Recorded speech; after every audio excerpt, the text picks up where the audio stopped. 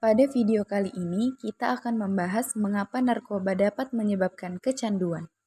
Saat ini, bahaya dan dampak narkoba atau narkotika dan obat-obatan pada kehidupan dan kesehatan pecandu dan keluarganya semakin meresahkan.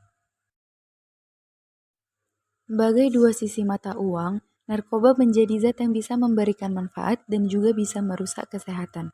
Seperti yang sudah diketahui, ada beberapa jenis obat-obatan yang termasuk ke dalam jenis narkoba yang digunakan untuk proses penyembuhan, karena efeknya yang bisa menenangkan.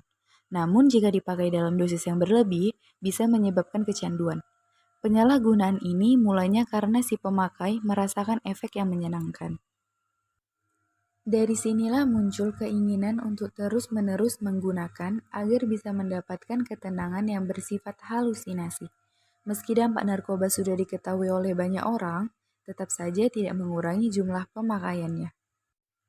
Bahaya narkoba hingga menjadi kecanduan tersebut memang bisa disembuhkan. Namun, akan lebih baik jika berhenti menggunakannya sesegera mungkin atau tidak memakai sama sekali.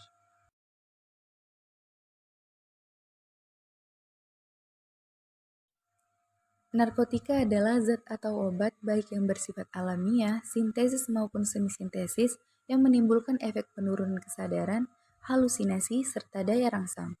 Sementara menurut Undang-Undang Narkotika, Pasal 1 Ayat 1 menyatakan bahwa narkotika merupakan zat buatan ataupun yang berasal dari tanaman yang memberikan efek halusinasi, menurunnya kesadaran, serta menyebabkan kecanduan. Obat-obatan tersebut dapat menimbulkan kecanduan jika pemakaiannya berlebihan.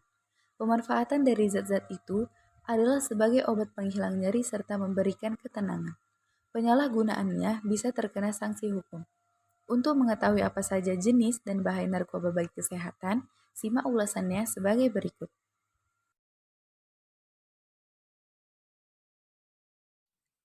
Oke teman-teman semua, di sini saya akan menjelaskan golongan-golongan dari narkotika. Yang pertama adalah golongan 1, seperti ganja, opium, dan tanaman koka, yang sangat berbahaya jika dikonsumsi karena berisiko tinggi menimbulkan efek kecanduan.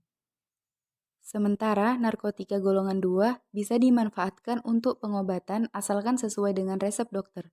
Jenis dari golongan ini kurang dari ada 85 jenis, diantaranya morfin, alfaprodin, dan lain-lain.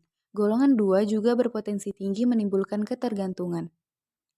Dan yang terakhir adalah narkotika golongan 3, memiliki resiko ketergantungan yang cukup ringan dan banyak dimanfaatkan untuk pengobatan seperti terapi.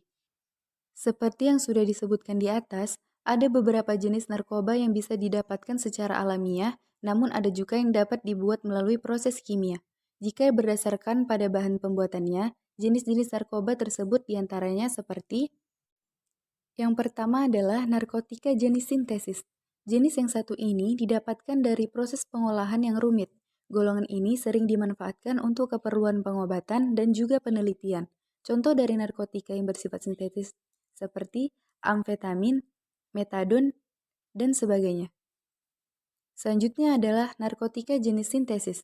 Pengolahan menggunakan bahan utama berupa narkotika alami yang kemudian diisolasi dengan cara diekstraksi atau memakai proses lainnya. Contohnya adalah morfin, heroin, kodein, dan lain-lain. Yang ketiga yaitu narkotika jenis alami. Ganja dan koka menjadi contoh dari narkotika yang bersifat alami dan langsung bisa digunakan melalui proses sederhana.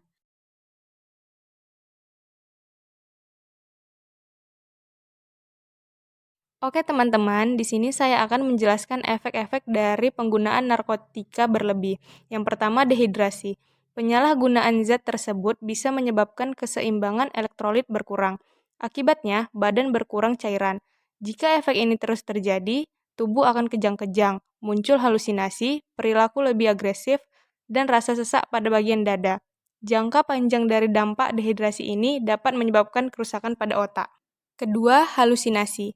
Halusinasi menjadi salah satu efek yang sering dialami oleh pengguna narkoba seperti ganja. Tidak hanya itu saja, dalam dosis berlebih juga bisa menyebabkan muntah, mual, rasa takut yang berlebih, serta gangguan kecemasan. Bahaya narkoba bukan hanya berdampak buruk bagi kondisi tubuh. Penggunaan obat-obatan tersebut juga bisa mempengaruhi kualitas hidup Misalnya susah berkonsentrasi saat bekerja, mengalami masalah keuangan, hingga harus berurusan dengan pihak kepolisian jika terbukti melanggar hukum.